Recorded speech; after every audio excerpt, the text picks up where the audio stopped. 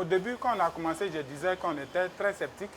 Et je peux dire aujourd'hui qu'on a le plus haut taux d'acceptabilité de l'autotest. Les ASC sur le terrain ont fait un travail de sensibilisation énorme. Il faut démontrer, parce qu'au début, les gens n'arrivaient pas à réaliser le test. Donc après, c'est avec explication qu'on a vu que c'était vraiment la bienvenue.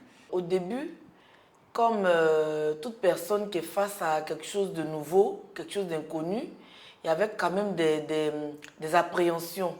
Donc tout s'est joué sur la communication. Il faut donc prendre le temps également d'adopter des stratégies différenciées. Les populations avec lesquelles nous travaillons sont diverses, elles ont des besoins divers. Il est véritablement important de faire un meilleur travail de ciblage, un meilleur travail d'identification des besoins pour faire de sorte que les réponses que l'on apporte soient plus adaptées.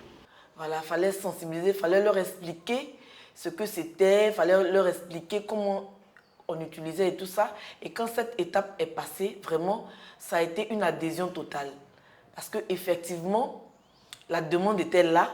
Donc, je crois que c'est le facteur de sensibilisation qui a plus joué, parce que c'est une sensibilisation de proximité. Je pouvais aller sensibiliser aussi dans les boîtes de nuit. Je pouvais choisir les visites à domicile lors des anniversaires, mais des sorties de plage. C'était des moments où je pouvais atteindre dans la population clé les MSM pour pouvoir les sensibiliser. Donc je leur remettais avec des explications à l'appui et puis eux-mêmes ils partaient faire leurs tests. Il y a même des vidéos dans nos téléphones, on leur montre ça. Après, eux, ils vont aller faire ça. L'outil est venu à ce côté facile. Si j'ai des questions, il y a la ligne info qui est là, il y a le mot d'emploi qui est là, il y a la vidéo qui est là. Les gens, des fois, quand on donne un autre test, ils le font, le lendemain, ils t'appellent pour te demander d'autres tests. Ne serait-ce que pour les distribuer aux autres, à leurs copains ou bien à leurs compagnes. Parce qu'une fois qu'ils comprennent l'utilité de l'autotest, donc ils sont motivés. Bon, là, je dirais qu'ils vont être notre ambassadeur auprès de leurs voisins.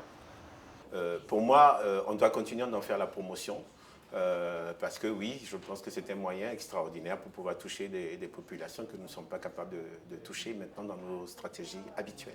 Nous autres structures de mise en œuvre, nous sommes vraiment engagés à continuer pour que, en plus de ce que nous faisons déjà, que cette stratégie-là soit mise à échelle. Ce message-là, on l'a transmis à nos autorités nationales pour que l'autotest soit dans nos manuels de dépistage du Mali.